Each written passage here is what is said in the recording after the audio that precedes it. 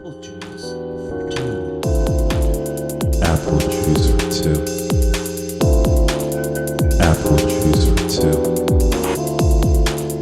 Apple juice for two. Ladies and gentlemen, welcome back to another Apple Juice for Two exclusive interview. Today we are thrilled and honored, frankly, to be joined by Daniel Hershenson, audio engineer from Charleston, South Carolina. Daniel, it's so great to have you here, man. Thank you so much. I appreciat that. Absolutely. Sorry if I butchered your last name. Hershenson, it's all good. Hershenson, okay, cool. It's all good. So what I just want to let's just dive right in, man. Where are you from? Where'd you grow up? I was born in Russia. Really? Hold on, can we? Oh, who is it? No, I want to make sure that my phone doesn't go Okay, off. yeah, no, you're good. Yeah, my bad.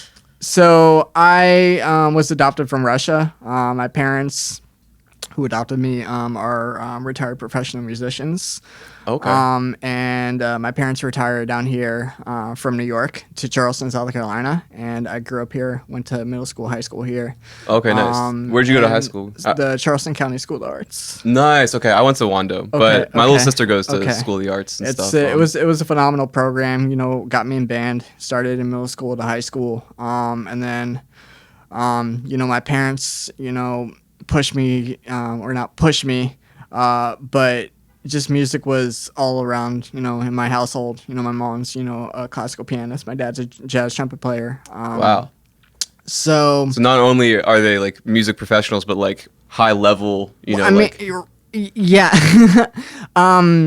So just to be around that, and you know, just to have that, you know, passion in my household has really, you know, pushed me to want to be an engineer and not necessarily, you know, go into performance, which is what my parents went into. Mm-hmm. But I still wanted to, you know, be part of that, you know, music aspect and the process, and hold on to it. And you know, just in high school, I fell in love with audio engineering. I got put into a music tech class for my sophomore year, and I technically wasn't supposed to get in. They didn't offer the class until like the junior year, but they put me in because, you know, like I insisted. Really?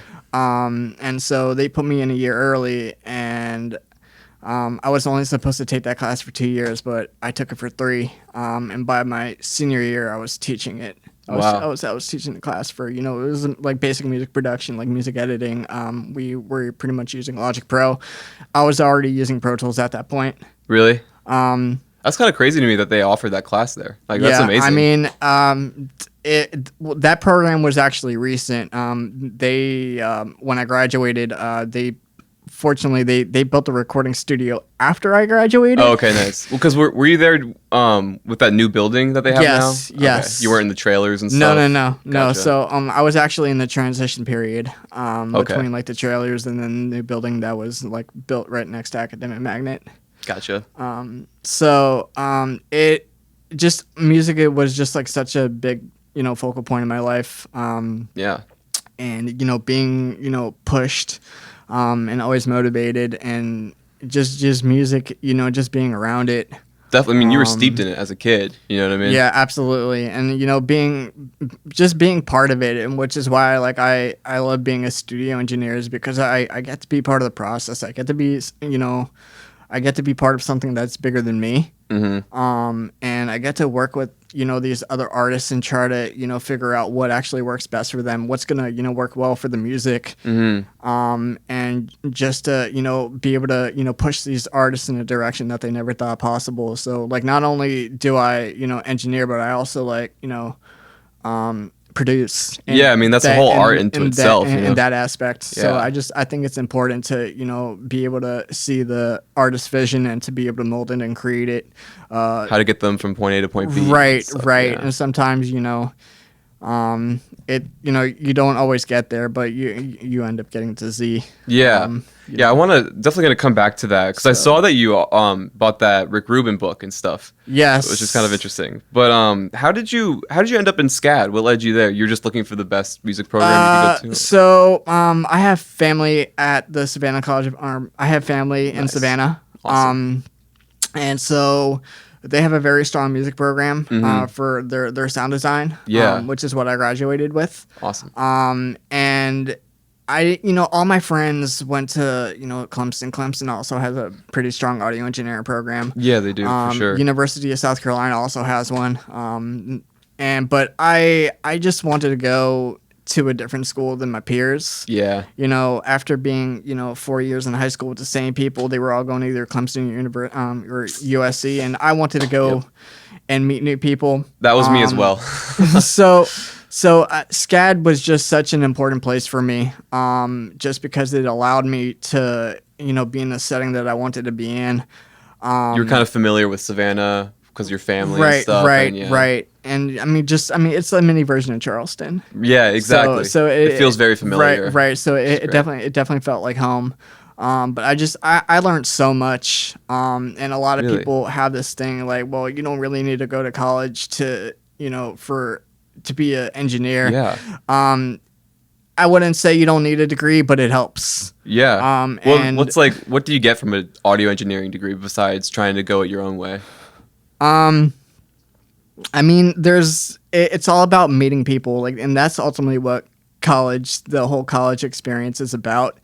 Is being able to meet other engineers who have the same passion as you do, meet other professors who have been in this field, right? And to learn from that. And you can't learn the same things that you learn off YouTube that you actually learn from the classroom, because you can actually ask questions. Exactly. Yeah, it's interactive, and also it's laid out for you. Like on YouTube, there's a lot of information, but like where do you start? How do you piece it together? Right, you know what I mean? right. Like you'll never know chapter 1 or chapter. You know what I mean? Like these things that go together. Well, the thing is, in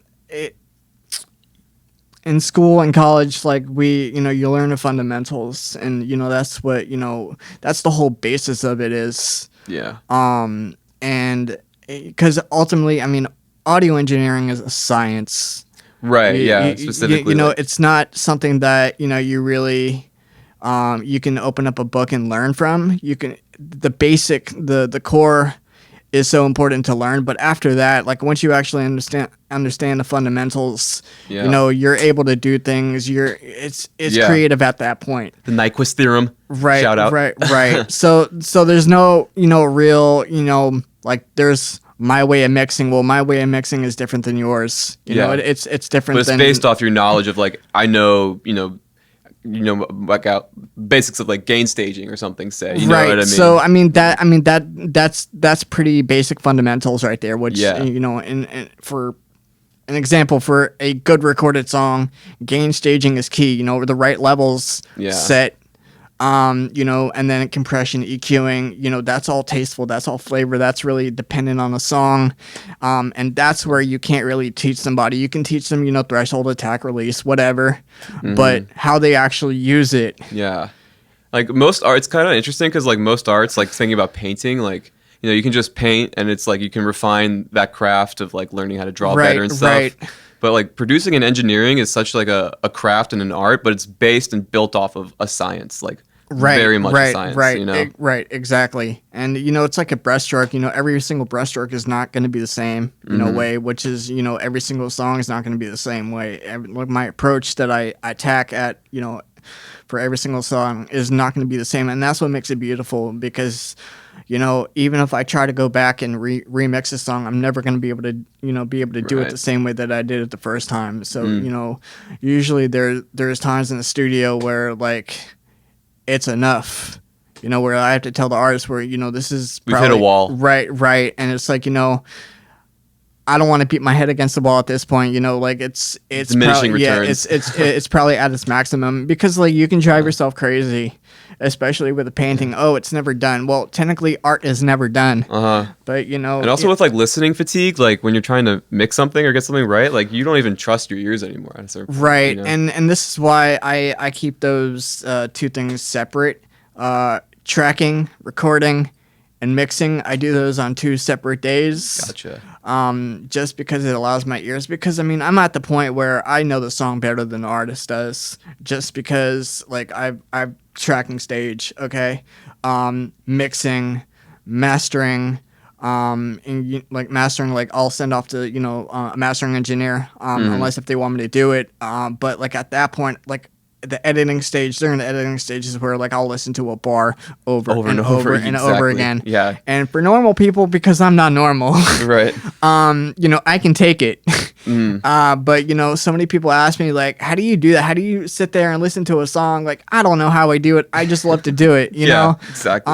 Once you get in that zone, that like flow state, you know what I mean? You kind of just go and hours pass by. And I think that is the best part is to be able, to try to get past the ear fatigue, because eventually it will happen. And that's usually when you just have to stop, I want to go for a run, or, I don't know, do whatever you need to, so, you're back into that environment, because I mean it can be like overstimulating. Right. Yeah. Just reset. Right. And again, I personally, I try to mix at lower volumes so I can actually mix for longer periods. Okay. But people have this notion that louder is better, and they're like, oh, crank it up. And Exactly. like, it's crazy. Like I'll be in mixing sessions, and these people will turn the volume up all the way up, and they'll sit there and they'll mix like that. And it's like, how do you do that? Sounds just dangerous almost. Yeah, for your it's hearing. yeah. And they're like, oh, it sounds better. Like, please turn it down. Well, obviously, things that are louder will trick you into thinking that's better. Right. So, what can you do? Again, I try to, mix at lower volumes, and I get usually better results. That's a good tip. Yeah. What's the story of you working on your first project with somebody? Like, when was the first time somebody was like, yo, I need you to do this for me? Let's go. So my first project, right?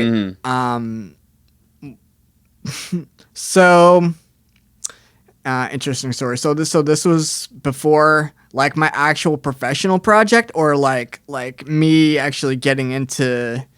Let's go with professional first. How about? All right. So first professional. So this was done. I'm gonna say. I mean, I've been in so many. It's all blur. So I'm gonna take the one that my first professional project was done in my house before I moved to the studio.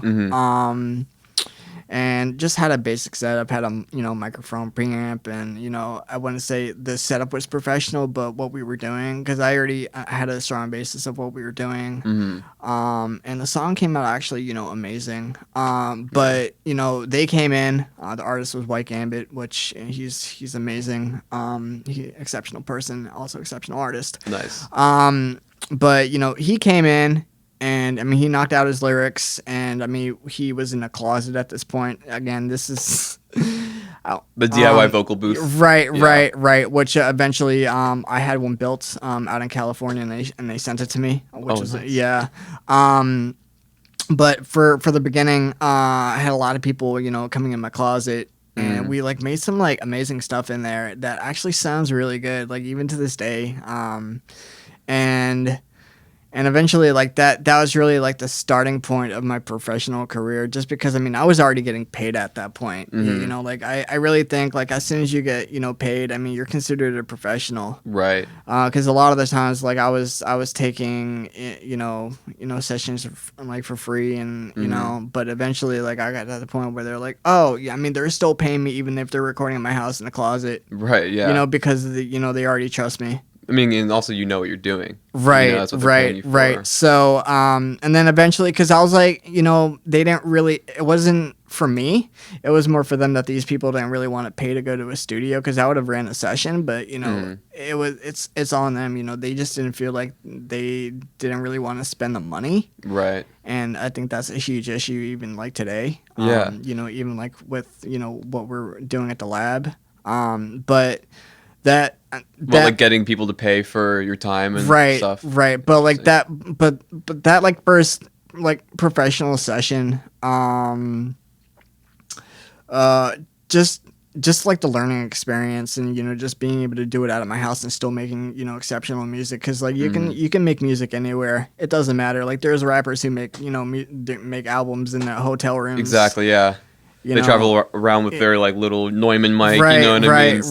Right. So again, it doesn't really matter where you track, which is why, like I said, it was still professional because it was a professional setting. Even if it was in my house, we Once you have that professional mindset, right. Yeah. It doesn't matter where you record. When do you think is like the point where like you start charging for people and like, you know what I mean? Like, what's that threshold that once you pass, you're like, once your name starts to get out. Once like people start realizing your talents, and again, I mean, this field is really hard to get into just because it's so saturated. So many people are making music in their house, like I was. Yeah, everybody wants to be a piece of the pie. I mean, really, all you need is a laptop and a microphone, and you're set to go. Right. Yeah. But I feel like, again, like once you start to get your name out, once you start to get music out, and people are gonna be like, well, he's actually really good at what he does, and he's also one hell of a cool dude, and which I think is more important is to be personable with people and to be able to work with, to like the communication is there. Because if the artist and the engineer, the producer, whoever else can't communicate, you're not gonna have a very good project. So I think like at like face value, if you can actually have a conversation and be like, look, this is what needs to be done. This is how we're gonna do it, and then execute it precisely. Yeah. With precision. And I think people like will actually take note of that because it's like, he's actually really serious about what he does. Yeah. And now like being at the lab, we're on a whole other totally different playing field now. Right. And just because it's a professional space now, it's acoustically treated, it's 2 rooms, it's soundproofed. And that just makes the experience so much better when clients come in. It's no longer a closet. And, especially, more people are willing to pay more money when they're actually getting the full experience. Right. They walk in, they're like, wow, I'm here, you know what I mean? The studio. Yeah, and with it's all like the stuff. Right. I mean the buttons and the gear, exactly, and the hardware, lights. and and everything. That's huge. And I think that's so important. Is the atmosphere that we actually give our clients. Which is the whole thing about going to studio that you can't really get at home. Whether it's the mixing board, or again, like you said, like the lights, or like there's just something fascinating about, seeing an engineer pushing buttons and, making magic happen. 'Cause a lot of people want to mix their music, themselves, which is fine. But again, I mean, there's nothing like having a second person or a third person, actually touching your music and actually seeing, where they can actually bring it. It brings a like physicalness to it, you know what I mean? When you're not just kind of like clicking, like sliding stuff, Right. And it's, and again, I think it's so important for people to, if they do want to make professional music, to, go to a studio, and it doesn't matter where, and to actually see the process for themselves, and to really understand like how difficult it is to be an engineer, to be a producer. Yeah. How it's not just clicking record. Right. And stuff. Yeah. I mean, sometimes it's like that, maybe tracking days. But like for me personally, I really try to have like my like a mindset like going in, like my expectations, and like it really depends on the artist. And sometimes it's just really hard, like for me to get into that mindset if the artist is not ready to also be in that mindset. Right. They're not there to work. I mean, because a lot of people will come to the studio and start writing, or they just won't be prepared, and it's like, I'm prepared. Yeah, exactly. And hey, I mean, it's their money, their bill. Right. So again, I mean, if they're paying, I'm gonna take it. But like, bottom line is I want to make music, like that's why I'm ultimately here. That's why like I love being at the studio, because like I love the creative side of it, and that like, sacred space, right? And for artists to come to me and to try to give me ideas, because it's like, oh, let's try that, and usually it ends up working. But other times there'll be artists who will be like, you mix it, I'm gonna leave now, and I have no input now. Really, so like I'm mixing a song with my own with my own intentions now, and not the artist. It's the artist's song. It's not mine. Yeah. So you prefer to mix with artists there? Yes. But it really depends on their own time. You know, if they need to be there, if they need to be elsewhere. But usually, you know, they want to be there for the process, and I thoroughly encourage that because it's so important. Because it's your song. I'm helping you get, you know, to where you need to be. Right.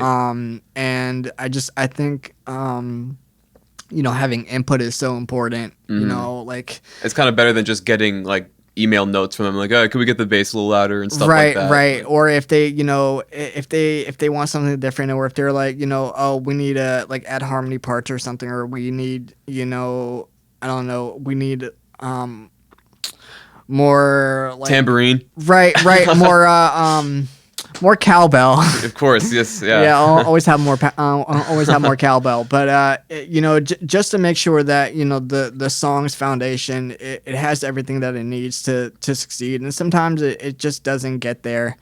Or, you know, just trying to, you know, make something that's just not possible because of the artist's limitations, or sometimes even mine, because sometimes like I can't do it. But again, it's all about a learning process. Yeah. And I think, you know, just to figure out between me and the artist, you know, what actually works and what doesn't. And it ends up actually being good. You know, so like bottom line is, you know, trying to, you know, come together, you know, because two heads are better than one. And doing justice for the song, and, you know, doing like whatever it takes. Yeah. You know, so you'd say like communication is kind of like one of the most important skills of working with artists, or would that be like patience, or what do you think that is? I think probably communication and patience, especially for the tracking stage, because a lot of people are not musically trained. So they're not always singing a pitch. Yeah, there's auto-tune, but like I really try to push the artists. You know, sometimes I'll sing it to them, or be like, yo, like you should sing it like this, or you know, you should maybe, you know, sing it at a lower pitch, or you know, so you can hit it right. Like the way you need to, yeah. Because I mean, I'm one of those people who I don't like to throw auto-tune on, just to throw it on, and especially auto-tune can actually do it can make somebody sound worse if they don't If you're trying to like fix their pitch with it, like if there's not a solid foundation there with it or whatever. Well, I mean, if they don't have the pitch in their ear, auto-tune is actually going to sound worse. Or if you're like tone deaf, auto-tune is not going to correct that. Because in order for auto-tune to work, you have to be a half step or a whole step close to the note. If you're anything, you know, below or above that, auto-tune is not going to read it correctly, and it's going to sound really bad. Right. Which is why, you know, people who can actually hear notes, just T-Pain, for example. T-Pain can sing. You know, somebody who can sing already, put auto-tune on it, it's just going to sound amazing. Yeah, that's it. Really interesting with him. Like, he's gotten a lot of flack for using auto-tune and kind of like popularizing it or whatever, and people are like, oh, it's just he's using it as a crutch, you know what I mean, and stuff. I mean, like, T-Pain can sing. I'm just gonna say that for the record. T-Pain can sing. Exactly, and that's the thing. It's like, you know, you have to be able to sing, to know what you want, to use the tools to get that effect, that, you know, the sound that you want. Right, You know, and I mean, I think, you know, auto-tune auto-tune can be used creatively. I think it should be used creatively, but not overdone. Right. And I think that's like the biggest thing, you know, just to throw auto-tune on, you know, without any clear picture. And you do a lot of hip hop and rap. Yes. So that's coming from. But so I mean, I like to expand, you know, auto-tune and vocoders and stuff like that, and, you know, really, you know, manipulate the voice to whatever, you know, to whatever will sound good, because obviously that's the bottom line. If it sounds good, it is good, and I will just leave it at that. But bottom line is, you know, I want to, you know, whatever the artist wants, like I want to be able to deliver that. Right. Auto-tune or not. But, you know, I'm just going to also say this for the record, that everything is tuned. Yeah. You know, Melodyne. Everything is melodyned. If if you think that, you know, these Taylor Swift vocals are not being tuned, they're lying to you, because I can guarantee that everything is being tuned, because that's naturally what our ears are tuned for. You know, hearing it perfectly. for perfection, and like as soon as something is off our ears, whether you're musically trained or not, you can tell that it's off. Yeah, definitely. And it'll affect your perception of it. You know what I mean? Right. Yeah. And again, I mean, there's something about, you know, being in a tracking session and, you know, hearing raw vocals without auto-tune and hearing mistakes, because obviously, I mean, we're human, we make mistakes. Right. You know, there's something about having a mistake in a musical performance, which is why I think live performances are amazing, because it's like it's actually them, it's their soul that's coming out. In the studio, you know, here I am fixing all that. So what you actually hear on a record is definitely not what it would sound like live. Right. And It's a very meticulously crafted piece of audio that you're because hearing. right because I mean, honestly, I mean, I'm not necessarily like, I try to keep the soul intact as far as like the musicality goes, because like I don't want it to sound like a robot. I don't want, you know, music is not rigid. So again, that kind of, you know, goes back with the auto tune, whether the auto tune is going to make it sound musical, because if it's too robotic, I don't want it to sound so choppy. You know, like Travis Scott, you know, Juice World, like that their engineers use that effect creatively. Right. And it sounds good. And again, that's really all that matters. And, you know, it doesn't really matter how you get there, you know, as long as, you know, the artist is happy, you know, they're going to walk out the door, be happy with the record that was made, and then they come back. You know, because if you can get them to come back, you know, that's it. Good business. That's, you know what I mean? you know, that's good business. So like, I feel like at the end of the day, it's all about music. Yeah. And it's all about, you know, whatever the endless possibilities there is to actually get there. Right. So speaking specifically about like DAWs and what you use, you are a avid user, So, pun intended. But So I'm fully Pro Tools certified. nice. I can actually teach Pro Tools. Nice. I got certified back in 2017. And I also passed the music part, the post production. And then I took it one step further and I got the teacher's certification for it. Nice. So I can teach it in a professional setting. What's that process like? Like, what was it? Was it hard or like what It was difficult, I got to tell you. So since SCAD was so the college, the Savannah College of Art and Design has a program with Avid through their training program. Nice. So they're partnered with Avid. So the kids who go to SCAD can get offered to take it as an extracurricular course. Okay, nice. At a really high, highly discounted price. Which because to encourage their students in the sound design program. Yeah. They want to keep the new generations using it. Right, right. And also, you know, from the 4 years that I was there, Pro Tools is all we were using at that point. Interesting. So, and again, I mean, this goes back to, you know, me. This is why, even when I was in my junior year of high school, like my parents bought me Pro Tools specifically because they knew that I was going into this field, and like I knew already then that like if I wanted to make it in this industry, I would have to like know Pro Tools. Really? So yeah. So I was gonna say, like, you know, more and more so there are other options and stuff, and you will see on like people saying it kind of almost is having like a boomer connotation to it. You know what I mean? Well, I mean, as far as Pro Tools goes, Pro Tools was actually the first DAW that came out. The first digital audio workstation that came out in the 90s. Right. I believe it came out in 1989. Yeah.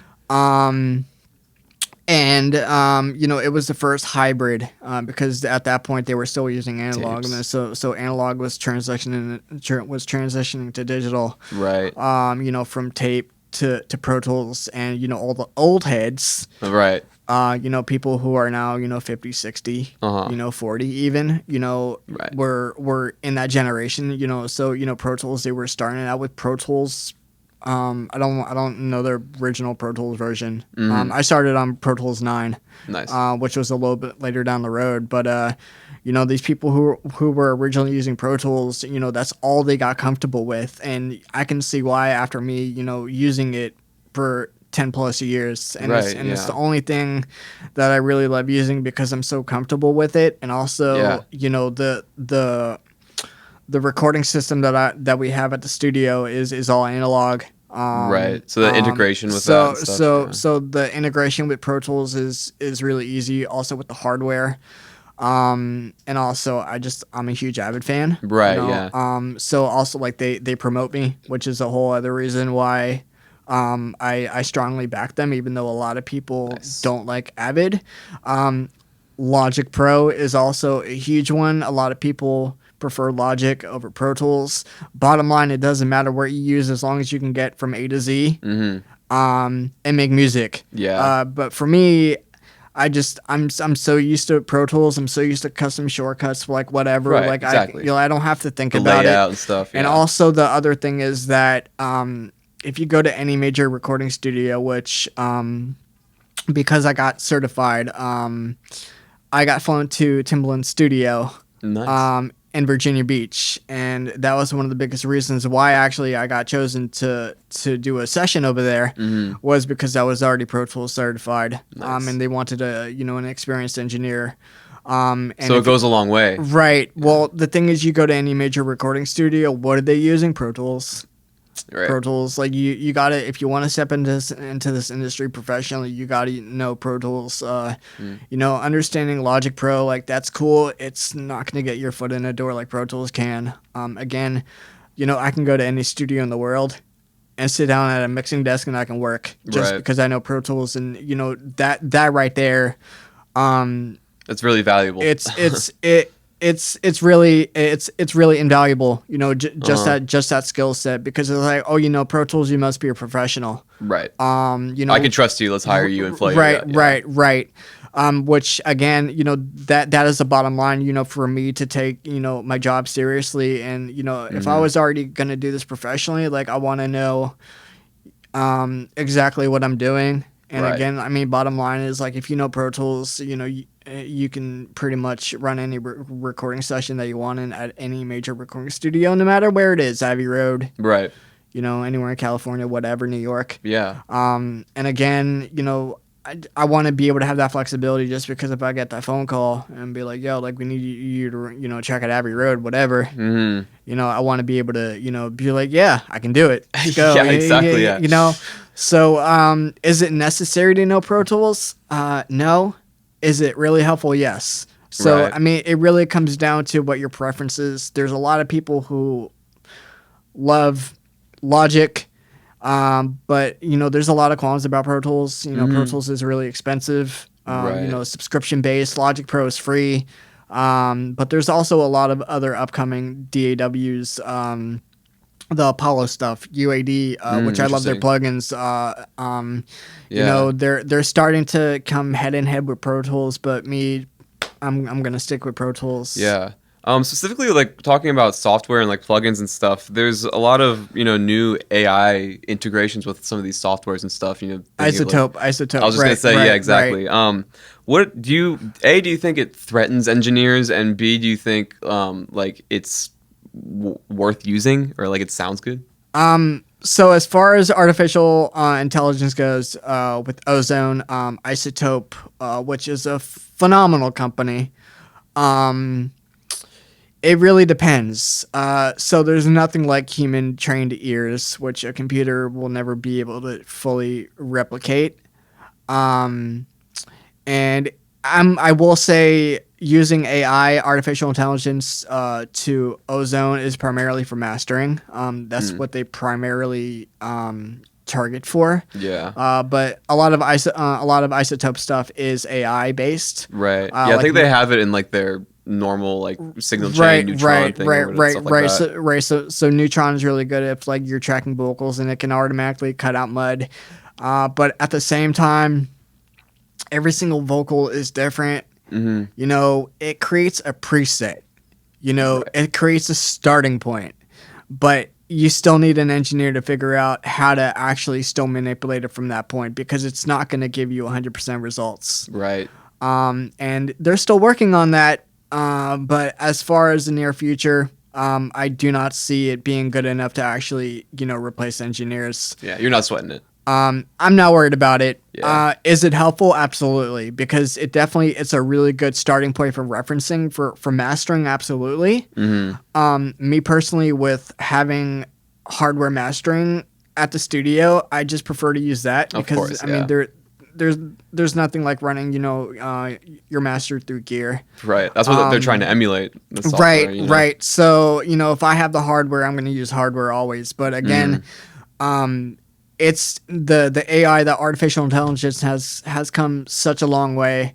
Really. And it's definitely helpful if you do not know what you're doing and you need guidance, and it can definitely help. It can definitely get your mix, 80% there, which is pretty impressive. But the other 20% you do have to tweak. And That's where the years of experience and training. right. And, I mean, because again, you still have to know how to use the maximizer. You still have to know, a limiter. You still have to know how to use, master bus compression, even though like it will adjust it for you. You still have to tweak it. So you still have to know the concepts. You still have to. You just can't hit, the record button and let Ozone do it and Right. Leave it alone. and then say, oh, I got my finished master here. Right. It's not like I really wish it was like that because again, I would save so much money on a mastering engineer, for these artists. But like, again, is it getting there? Absolutely. Do I trust it? As a starting point, absolutely. I as a starting point, if you don't know where to start, it is phenomenal. Okay. But to get that other 20%, 30% finished products, it's going to need to be in the hands of an engineer, of a mastering engineer, or who else who is actually technically skilled. Right. Because you can't rely on it, and again, I think that's what it Yeah. is. It's not good enough where you can just 100% rely on it yet. Yeah. I'm gonna be a little bit nervous it ever gets there. I know, right? Yeah, it's kind of scary these days. But speaking about hardware, first off, what's your desert island piece of hardware? The TubeTech CO1B. Okay. So that came out a compressor? It's a compressor. It's used on a lot of hip hop vocals. Kanye West, Rihanna, Justin Bieber are probably the three biggest users for it. All of Kanye West's vocals, even on his live chain, Really? They bring his TubeTech with him. Wow. They have that in a rack or something? Yeah, Wow, yeah. damn. So and also like their microchoice for hip hop is the C800 Sony. But my desert island piece would be the TubeTech. It sounds phenomenal. I mean, the thing runs for about $4,000 now, just because you can't get one because of the supply chain. When I ended up trying to get one, I was on a waiting list for about a year and a half. Wow. Before I was able to get one. Dang. And yeah, now they're going for about $5,000 used. Jeez. Yeah. And just because they're a limited amount, and everybody wants them, there's a lot of emulations of it. Softtube, UAD even emulates it, but having a hardware version of this thing, it is unmatched. Really? It doesn't matter who's in front of the vocal, man. I can turn that, I can turn it on, and it already makes a difference. Yeah. It's the sauce. It's just because it's widely used in the industry, and it's one reason why I got it was because it's so heavily used, and it's, me, I primarily do hip hop. Yeah. To be able to say we got Kanye's compressor. Right. Yeah. I mean, it does bring a lot of artists to our studio, just because we have also the Teletronics LA2A 1170, the 1176 combo, which is used on almost any song you can think of. Every rock vocal that you can think of. The 1176 and the LA2A that we have the original reissue units. And all these things that I'm mentioning are replicated by Universal Audio, in plugin form, because everybody wants them. But again, to be able to go to our studio and to be actually to physically turn it on and to actually run it in a vocal, it is unmatched. Yeah. And this is why I think hardware will always trump, software. Software is a lot easier. It's convenient. Right. Whatever, I mean, plugins are more convenient, but having hardware, at least for tracking, it's unmatched. Yeah, I feel like there's always a digitalness to things. You know what I mean? Like, Do you agree with that, or like when I you mean, I do. I do at some point, but these plugins have gotten so good. I will say that Really? it is really hard to tell. nice I mean, and bottom line, the consumer doesn't really care how you mixed it, as long Right. as it sounds good. But for me, being an audio engineer and me running a recording studio, like Right. again, there's something about having analog gear that is so important to me. And also like the fact is, like I don't want to bring a client in and just use a computer and like a laptop and a microphone, because Right. I feel like that kind of again, it ruins the experience for them, Yeah. because at that point they might as well just like do it at home. Uh-huh.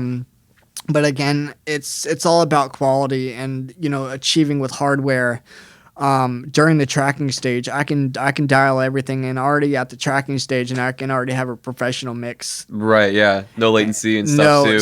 so it saves a lot of time. It saves a lot of time, even though acquiring these pieces of gear are just insanely expensive, and Takes time, yeah. they're very hard to get because everybody wants it. Mm-hmm. But it's a beautiful thing to have, because like now that I have it, I don't I don't ever have to worry about using a plugin. I can use that for mixing. Right. Just tracking vocals, like whatever, and then just go from there because it's already imprinted. Uh-huh. So and that's the best part. Being able to track it and get it the way that I want it to sound. Then and there, instead of trying to get it to sound the way I want it later. Right. Because if I already have the artist in front of me, we're just gonna track it.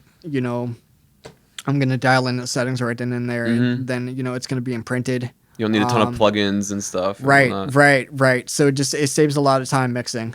For people who are mixing like without hardware and maybe like just in the box, on their computer and stuff, what's like your advice for like exporting a demo? Like what should you do on your master bus chain? Like, you know what I mean? So master bus.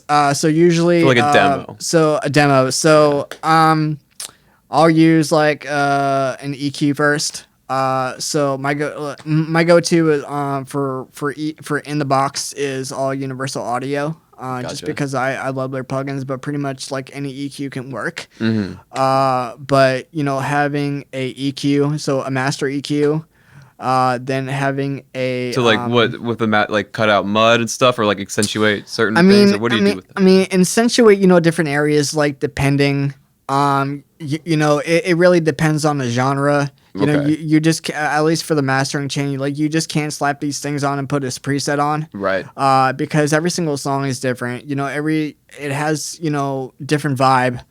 But usually you want to roll off mud, or you want to attenuate the high end with like analog warmth. And then okay. that's because it affects the whole thing. It affects the whole song. So if you need more mid-range, you can boost the mid-range. Everything's going to get boosted. And like these are, very small tweaks. Yeah. And I think that's the best part about it, is because it really doesn't take much at that point on the master bus to make it sound good, even Right. for a demo. Okay. And then, master bus compression. Okay. Just to even everything out finally, because I'm using compression, on pretty much all of the other individual tracks before it actually hits the master. Right. Okay. Just to make sure that everything sounds good. Everything sounds up front. And then that master bus compression is just gluing everything together. Right. Even more, and it's holding the whole mix together. Exactly. Which is so important, because a lot of times, before, like, I didn't know, I wasn't using, master bus compression, and like I was feeling that my mixes were kind of falling apart. They just sound like a bunch of tracks right, together. Right. Yeah. It kind of sounded diffused. Like it didn't really sound as a whole song. Right. But adding a master bus compressor, it just glued everything together. Like the drums just sounded really tight with the bass guitars, like that low end, and then like you have the electric guitars in the mids, and then like the vocals, and just everything just fits. And then, but I think the most important part of the master bus chain is the stereo spread, is to get those wide mixes. Yeah.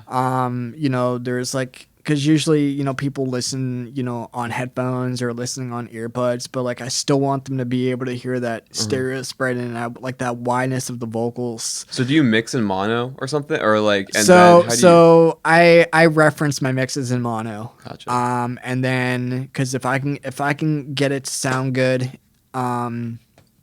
in mono, the left and right spread in the headphones are going to sound even better. But Gotcha. Dr. Dre is one who I actually learned to actually mix in mono and then take it out, and you know, your mixes will actually, you know, become a lot better if it can work in mono. right so, right yeah. right because if you can work in mono, then, you know, stereo, you know, it's just gonna sound that much better.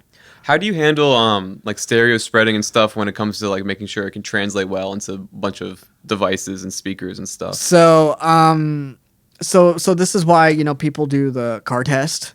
Right. So I'll bring it from the studio, I'll export it onto my iPhone, you know, I'll play it back on my iPhone, I will send it to my car, you know, I'll play it in my car. You know, I have a stereo system in my house, so I play it in my house and, you know, just see how it translates. But usually, because our speaker systems are pretty high end in the studio, if it sounds good on those, it's probably going to translate pretty well across the board. If it sounds bad, which we have reference speakers as well, so we can A and B. Nice. So we have Genelecs and the Focals. Nice. So the Genelecs are used more for referencing, and then the Focals are actually used for mixing. So right there, we already have two speakers to A and B and to compare. But I think that's the bottom line. Like again, if you don't have professional speakers, I mean, referencing is the most crucial thing, is to export it and to listen on different devices.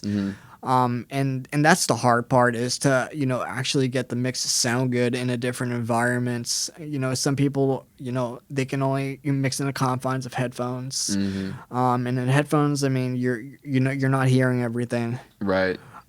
So that can blur the image when you try to translate from headphones to an iPod or something. Right. But yeah, I think that's the most important thing, is getting quality speakers that where the You can hear everything that's actually going on. right, and a lot of like these lower end $300 speakers, like, you're not gonna get the full range. Yeah, exactly. Or it's gonna attenuate the low end, like the Dr. Dre Beats headphones, which I actually, for the longest time, I was actually using those for referencing for at least the hip hop, because you know, the low end in hip hop is so important, that bass, you know, that 808. But I started to stop using those because the Dre headphones, that low end, is over exaggerated. So what? Oh, okay. So what exactly that I was hearing was actually over exaggerated. And then when I was playing it in, so you're trying to compensate for that. Right. And I was like, for the longest time, I was trying to figure out why my mixes sucked. Yeah.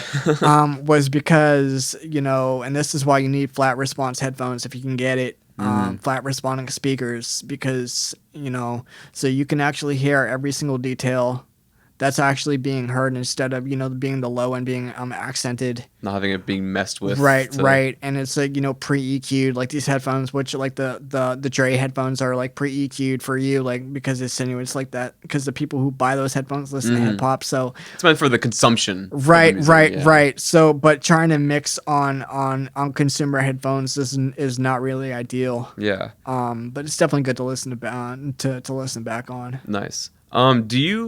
What do you work in, 44.1 or 48, or what's your philosophy on this? So 48 if you're mixing for a music video. Interesting. Okay. That's primarily what 48 is for. 96 if you want to take it even further. But I feel like in terms of video production, right? Okay. But as far as like sample rates go, I work in 44.1. When you're tracking people? When pretty much everything, because bottom line is, like, I've done so many tests between 44 and 88, 96, 44, 48, 88 and 96. I can't tell the difference. For at least 96, if you're doing like high end, like high frequency stuff, like piccolos that need to be heard.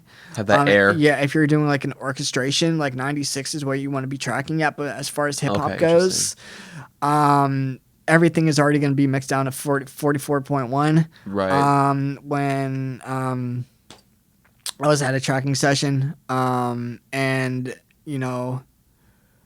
they were using 48. But again, everything is going to be dithered down to 44.1. But I saw an interview with Dr. Dre, and Dr. Dre said that they, slowly worked at 44.1 because first of all, like he was like, I can't tell a difference, and he was like, if I can't tell a difference, the consumer's not. And honestly, bottom line is, if I ask a consumer, like I play one of my mixes, I mean, they probably can't tell. They probably don't care. Exactly. Yeah. But it doesn't really make that big of a difference at this point because our conversions, the converters that we use are so good already. That it really doesn't make a difference. So solely, it takes a lot of CPU power, and I mean, you need to have a pretty powerful computer. I mean, we run a 10 core Mac at the studio, and I mean 88, 96 is not even feasible because I mean it just those overloads. Those 10 cores, and I mean you're gonna have CPU spikes, and you're gonna have latency and issues, and so I just say track at 44.1, mix up 44.1. If the artist wants it higher, do whatever the artist wants. But as far as it goes, I can't tell. I can't tell a difference. And again, it really depends on who's actually doing it. If somebody wants to do it at 48, 88, whatever sample rate they want to work at, by all means do it. Yeah. But I can't tell. Okay, nice. Okay, so also specifically, what's your philosophy, or do you participate in the loudness wars? Are your boots on the ground in the loudness wars? So as far as that goes, one of the biggest things every time that comes to mind is the Red Hot Chili Peppers. Oh, okay, interesting. And why? So Rick Rubin, right, who did that album. It was Californication. I forgot what song it was off of that album. Californication. It might have been Californication. Could have been. But also that song and another Rick Rubin song that was known for the loudness wars was Jay-Z's 99 Problems. Those are the two songs I can think of that were actually pushed. Make it louder. Really? And it's like you can go back and see the actual waveforms, and I mean they're just crushed. Right, just brick wall. Right, and bottom line is, I mean, at that point, I don't know. I guess it sounded good at that point when they were actually doing it, and even Rick Rubin, stated later back that he was like, like it sounds like shit. Really? That whole album Californication sounds so. Yeah. And it just completely an overcompressed album, Californication. Yeah. If you actually want to hear, overcompression, that's what you want to listen to. Yeah. But as far as loudness wars goes, I want my music to sound musical. Louder is not better, and I think that is my philosophy with that because if it sounds. If it's if I'm pushing it and if it's starting to distort and if I don't like it, why am I doing it? Right. A lot of these people who will come up to me and they're like, "Yo, like turn it up louder," and it's like I'm gonna kill the dynamics of the song if I keep turning it up. Exactly, and that's where the performance is a lot of the time. Right. And the louder, quieter. Right. So bottom line is, I'll throw a limiter on it and I'll reference track it to whatever song, what sound they're going for, right, and stuff, right. yeah. and I will base it off of that because normalization is a huge part of what iTunes and Spotify does. Exactly. Yeah. I mean, it's gonna get lowered anyways. Yeah. So does really? I mean, the loudness war, does it really exist? Because it's gonna get normalized anyways by iTunes and Spotify and all these other Tidal whatever. Exactly. So they're gonna drop to -18 lefts or whatever or like whatever it is. So it's like like why? And the loudness units are different for every streaming service. So also like there should be like one universal loudness, measurement. And everything is measured differently. Yeah, that's a whole other thing about it. It's like it's so arbitrary and just like not it. When you start learning about that stuff, it's like, oh my god, does loudness even exist at all? Like, is this even a thing? Like, I mean, for me, I've gotten to the point where I mix until it clips.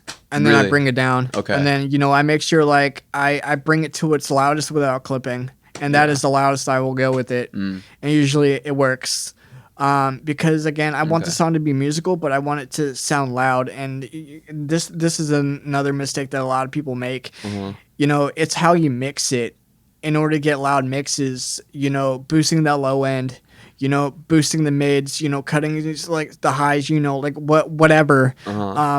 Mixing has a very great deal in, having a loud mix, but people, who are not really skilled at mixing, they're like trying to figure, well, why is my mix not loud enough? right. And it has to do with the way that you're actually mixing, the low end or the mids or the highs, whatever. Right. Because that stuff matters. Like in order to get a louder mix, I mean, you have to bring up that low end, especially for hip hop. And but more people will just go to the mastering stage, throw a limiter on it, and boost it up and call it a day. And again, that's not really mastering. Yeah. Throwing a limiter on something and turning it up. It's not going to sound very musical. Right. That's not all there is to it. But bottom line is, I really try to make it loud enough where it's not going to clip, it's not going to go into the red, and I will leave it at that. Because it's still musical at that point.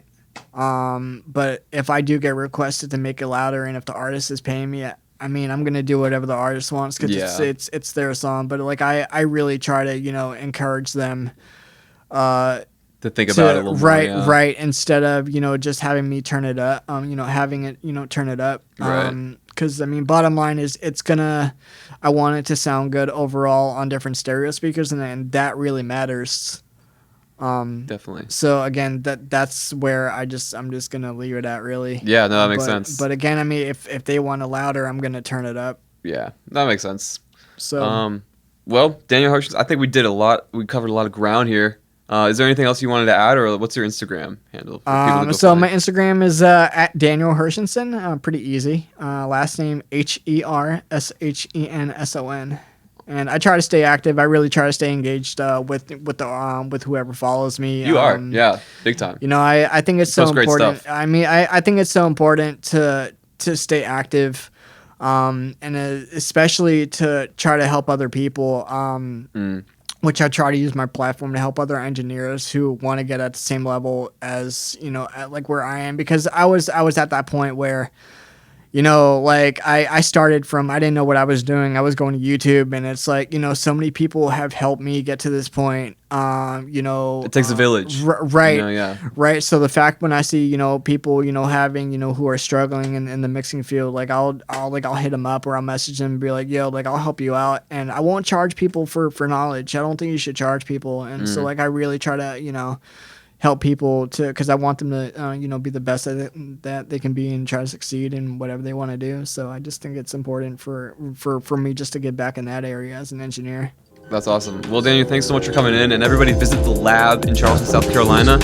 And thanks for listening. Thank you so much. Absolutely, Apple User 2. Apple User 2.